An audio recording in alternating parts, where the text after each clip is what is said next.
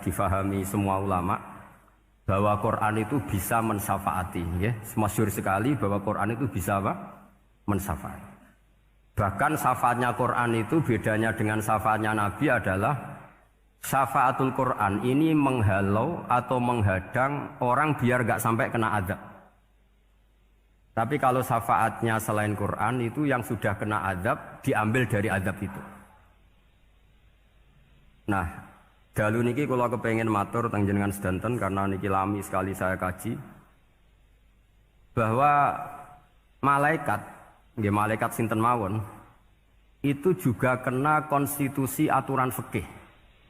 Jadi kalau kita sebagai manusia wajib menghormati orang hafal Quran, nggak boleh nyadui wong hafal Quran, nggak boleh ngidoni wong hafal Quran, maka malaikat juga kena aturan yang sama. Karena dia, malaikat ini termasuk makhluk yang mukallaf, makhluk yang kena tatanan Allah Subhanahu wa taala. Sehingga Rasulullah sallallahu alaihi wasallam dawuh, surat Tabarok disebut Al-Munjiyah, Al-Waqiyah. Surat yang bisa menyelamatkan yang hafal dari siksa kubur. Pokoknya singkat cerita, ada orang itu fasik, mungkin ya layak disiksa. Pas sampai disiksa malaikat, surat Tabarok muncul menjelma sebagai seseorang. Kalau kamu menyiksa orang ini berarti nyiksa saya. Terus kata malaikat, anti min kalamillah, ya rujuknya memang perempuan karena surah itu dari muannas karena ada taknya. Anti min kalamillah, kamu ini termasuk kalamullah. Wa ana akrahu musa'ataki, tentu aku enggak berani menyiksa kamu. Ya terus berdebat kata malaikat, ini orang enggak benar, ini orang fasik, saya harus mukuli dia. Kata surat Tabarok, sak fasik-fasiknya aku iku ning atine. Kena nyiksa dekne nyiksa aku. Wahnya debat karena enggak ada mahkamah konstitusi. Terus walhasil terus malaikat bilang gini ya kepada Allah Subhanahu wa taala. Lapor, akhirnya surat Tabarok ini cerita ke Allah, ya Allah, ini orang setiap kali datang ke saya dari sekian surat-surat yang ada di Quran, orang ini milih saya, yang dipelajari ya saya, yang dihafalkan juga saya. Ini kata surat Tabarok kepada Allah. Jika orang ini hafal saya tidak ngefek ke dia untuk tidak disiksa, maka mendingan saya tidak termasuk kitabika, saya tidak termasuk Quran saja. Wong jadi Quran ora iso nyafaati. Terus kata Allah, lho kowe kok emosi kata Allah. Ya harus emosi dong Gusti. Masa wis dadi Quran kok gak iso nyafaati sing apal. Terus kata Allah, wis pek aman. Makanya terus banyak orang ngapalkan surat Tabarok. Ya ini sekaligus ijazah nih. Untuk meradam kemarahan malaikat niku apal surat Tabarok. Syukur-syukur apal 114 surat. Oh niku malaikat sinten mawon pun kena ini. Cukup apal Tabarok. Sehingga adatnya orang-orang Jawa selain apal Yasin itu apal Tabarok. Nah saya itu lama sekali mempelajari bab ini. Ternyata di antara pokoknya itu satu, karena malaikat itu kena aturan fikih. Nggih imut nggih, malaikat itu juga kena aturan fikih. Jika orang hafal Quran itu haram disadui, kita haram menghinakan, maka malaikat juga kena aturan tidak boleh menghinakan orang yang hafal Quran. Dan alhamdulillah di banyak surahul hadis, hafal Quran itu maknanya tidak harus hafal semuanya. Orang boleh hanya hafal Tabarok, boleh hanya hafal Waqiah. Itu kalau kamu hafal betul, surat ini juga bisa berdiri sendiri mensyafaati Anda. Kayak ini surat Tabarok, beliau matur kepada Allah SWT. Redaksinya gini, inna fulanan amida ilayya min baini kitabika fata'allamani wa ta'alani. Jadi dari sekian surat yang ada di Quran, orang ini selalu milih saya ya Allah. Jadi gampangannya surat Tabarok, wong saya diprioritaskan orang ini kok saya dingin-dingin saja ketika mau jenengan siksa, ini enggak fair. Apa gunanya saya sebagai kalamullah, sebagai kalamuka ya Allah kemudian enggak ngefek kepada orang ini. Akhirnya walhasil sama Allah surat Tabarok diberi hak syafaat. Makanya akhirnya semua ulama ijma yang bisa mensyafaati itu adalah satu Quran, dua Rasulullah Shallallahu Alaihi Wasallam, ketiga orang-orang soleh dan seterusnya. Tapi yang penting dari ngaji ini adalah bahwa malaikat itu kena konstitusi. Makanya saya punya ijazah untuk jenengan. Malaikat itu bisa diteror, sama tenang saja. Malaikat itu bisa diteror, bisa dibully. Masyhur itu di cerita Nurul Dholam, karangannya Senawawi. Sayyidina Ali Sayyidina Ali yang mbahnya Habib Ali ini, Sayyidina Ali bin Abi Thalib.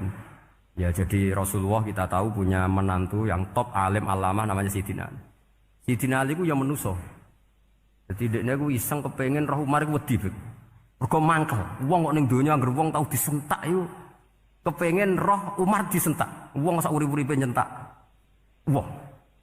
Walhasil Sayyidina Ali ketika Umar wafat, beliau berdoa, ya Allah saya beri kasaf supaya ngerti Umar sing mletene ngono anggere wong disentaki wani gak nyentak mungkar nakir. Mau itu tok tujuannya. Karena Sayyidina Ali itu orang yang luar biasa, walhasil dituruti oleh pangeran kasaf. Wasaf melihat mungkar nakir datang itu matanya kalkidril wali kayak apa panci yang mengangai. Oh seru. Umar baru bangun dari kubur. Sayyidina Ali sebenarnya ingin melihat kalahnya Umar. Sebetulnya niatnya itu ingin melihat kalahnya Umar. Ternyata Umar tersinggung, langsung berdiri. Hei malaikat, kamu itu harus punya akhlak. Kamu tahu saya siapa? Saya ini temannya kekasihnya Allah. Yang diandalkan temannya, bukan dia. Jadi bolehlah neror malaikat itu boleh. Kamu tahu saya ini siapa? Saya ini temannya kekasihnya Tuhan, kekasihnya Allah. Ya ke sapa? Kancane Nabi Muhammad. Itu panik mungkar nakir. Panik terus matur Allah, ya Allah ini ada orang yang saya teror malah saya diteror. Siapa dia? Umar, temannya kekasihmu. Kata Allah, yo kowe iku yo sing di akhlak sithik, mosok ambek kancane Nabi gitu. Semenjak itu terus sopan, jawab mungkar nakir. Tapi Sayyidina Ali gagal ngelihat Umar kalah. Padahal cita-citanya kepira Umar sekali-kali kalah. Jadi ada sekian cara untuk apa kalau dibahasakan, untuk meredam malaikat. Masyhur ada ulama alim alama pekerjaannya mengajar tauhid. Ngajar tauhid lah, mungkin tauhid primbon sampai tauhid apa. Ketika meninggal sama malaikat masih ditanya marbuka, manabuka dan seterusnya. Imam Malik datang, "Hei malaikat, ini guru tauhid, saurip-uripe mulang tauhid. Kowe ora tau mulang kok takok sing tukang mulang. Sing sopan." Ya sudah enggak usah tanya. Jadi cerita seperti ini mungkin orang lain boleh nggak percaya, tapi itu mudawwan, dibukukan di beberapa kitab, dan saya percaya itu karena secara umum kaidahnya adalah ala inna auliya Allahi la khaufun alaihim wa lahum yahzan. Tetap lahumul busyra fil hayatid dunya fil akhirah. Artinya kalau wali itu mengalami ketakutan ketemu mungkar nakir, berarti dia tidak punya busyra fil akhirah.